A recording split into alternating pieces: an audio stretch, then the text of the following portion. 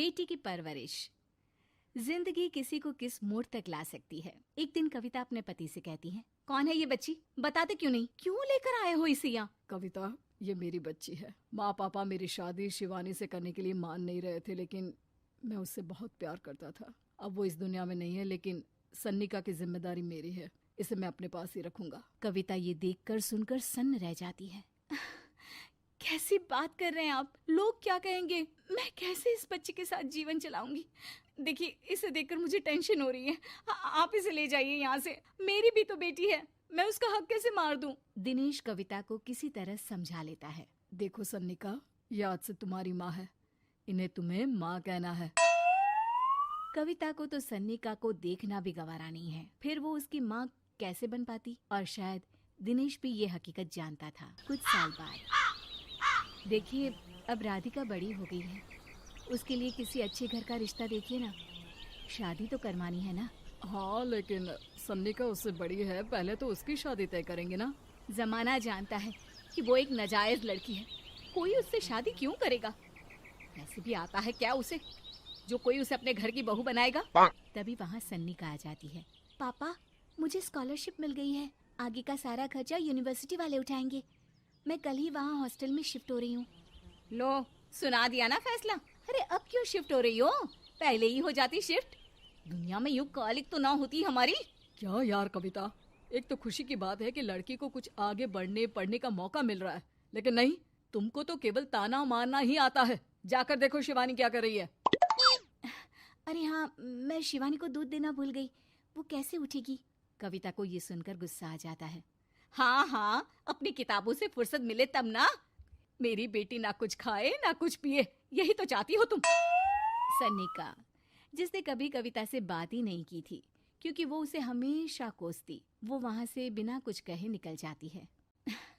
खाना तो पूरा बन गया, अब जाकर आराम से पैकिंग करती हूँ, कल वक्त से निकल जाऊंगी। देखिए जी, वैसे तो ये लड़की मुझे एक आंख पसंद नहीं, अपने कमरे में पैकिंग कर रही है। अरे मुझसे तो कभी बात भी नहीं करती। आप साफ साफ बोल दीजिए उसे कि घर से जाएगी तो सारा काम कौन करेगा?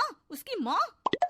माँ का नाम सुनकर सन्निका भी वहाँ आ जाती है। नहीं, वो कैसे करेंगी, वो तो मर गई है ना। उस मनहूस औरत को मेरे घर में याद करने की कोई जरूरत नहीं है, समझी? वैसे भी ना होते हुए भी तेरी शक्ल में लगता है कि वो हमारे बीच में ही है हमेशा से। तो ठीक है ना, जब जा रही हूँ तो क्यों प्रॉब्लम हो रही है आपको? सन्निका घर से निकल रही थी। कविता ना चाहते हुए भी सन्निका को रोक लेना चाहती थी, और वजह थी सिर्फ उसकी सोशल लाइफ का डिस्टर्ब हो जाना। किटी में कविता की सहेलियाँ कहती हैं, क्या बात है, तू परेशान सी लग रही है, सब ठीक तो है ना?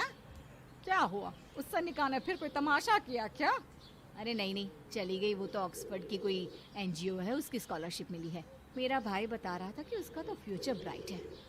अरे चल ना, तुझे क्या, तेरा तो पीछा छूटा उससे। अरे कैसे क्या नहीं, घर का सारा काम करती थी। इसकी छोटी बेटी को भी तो उसी ने संभाला था, याद है? उसकी छोटी बेटी का जो केस हुआ था, वो भी अपने सर ले लिया था। हाँ, तो बदले में सारा खर्चा भी तो हम लोग ही उठा रहे थे ना। और पता है, वो मुझसे बात भी नहीं करती, जैसे पता नहीं मैं ही उसके माँ के मरने के लिए जिम्मेदार हूँ। अरे खुद को क्यों दोष दे रही है? तूने जो किया शायद कोई नहीं करता। कविता को समझ में नहीं आ रहा था कि उसके साथ ऊपर वाले ने ऐसा क्यों किया। वो शाम को घर आती है। आज तो बहुत खुश होगी तुम, एक बला से छुटकारा मिला ना तुमको। बेचारी की जिंदगी नरक बना कर रखी थी। वो तो कहते हैं ना, ऊपर वाला सब देखता है। देखो, चुन लिया उसने अपना रास्ता। कविता का मन तो करता है कि वो पति को सब कुछ सुना दे, लेकिन सामने सास खड़ी होती है। ये तो है, बेचारे को खाना बनाने से लेकर घर के सारे काम करने पड़ते थे। बाहर का भी कोई काम होता तो वही देखती। अब देखते हैं घर का काम कैसे होता है।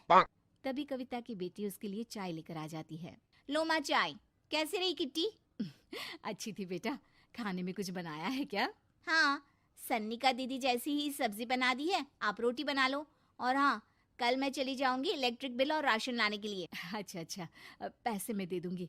सन्नी का कार्ड दे गई है ना? हाँ माँ, एक कार्ड तो देकर गई है। अरे चोर नहीं थी वो, मेरे बेटे का ही खून है। पता नहीं कितना घमंड भरा है इसमें। अरे छोड़ो ना माँ, जिसको जो बनना था वो बन ही जाएगा। अच्छा माँ, कल चलना है उसके कॉलेज में, सभी पेरेंट्स को बुलाया गया है। अब कविता तो जाने से रही, तो हम ही साथ चलते हैं। हाँ बेटा, उस बिन माँ की बेटी का है ही कौन। अब क्या था, कविता का गुस्सा फूट पड़ता है। हाँ, आप लोगों के जैसे तो इंसान नहीं देखे मैंने। अरे मेरे सामने ही अपनी नाजायज बेटी को लाकर बिठा दिया। रोज मैं उसे देखती तो एहसास होता कि कैसे आपने मुझे इतना बड़ा धोखा दिया। जरा सोचिए तो, अगर ऐसा ही कुछ मैंने किया होता तो। अरे रहने दे, क्या नहीं किया तूने उसके बदले में। उस मासूम के साथ क्या क्या करती थी सब जानते हैं हम। अरे छोड़ो ना माँ, ये तो एक बात लेकर बैठ जाती है। चलो सोने चलते हैं। अगले दिन दिनेश और उसकी माँ सन्निका के कॉलेज में जाते हैं। कैसी हो बेटा, मेरा नाम रोशन करना। जरूर पापा, ये ले बेटा पैसे रख ले। नहीं, वो कविता ने काट दिया है। अरे बेटा, वो माँ है तुम्हारी, उसका नाम क्यों लेती हो? अरे हटाओ भी, क्या ही क्या है उसने इसके लिए, क्यों माँ बोले। तभी वहाँ सन्निका की टीचर आ जाती हैं। सन्निका की माँ नहीं आई? जी नहीं, वो घर में बेटी है ना, सबका एक साथ आना तो मुमकिन नहीं था। तो उन्हें भेज देते, हम सभी उनसे मिलना चाहते हैं। मानना पड़ेगा, बहुत अच्छी तरह से पाला है उन्होंने अपनी बेटी को। क्या घर का काम, क्या बाहर का, कॉन्फिडेंस तो कूट कूट कर भरा है। पैसे रुपये के लिए भी इसे किसी का मुंह नहीं देखना पड़ता। स्कूली शिक्षा भी लाजवाब है। पिता और दादी को एहसास होता है कि जिस कविता के पालन पोषण पर उन्हें हमेशा से शक रहा, वो सन्निका के भविष्य के लिए किसी वरदान जैसा साबित हुआ।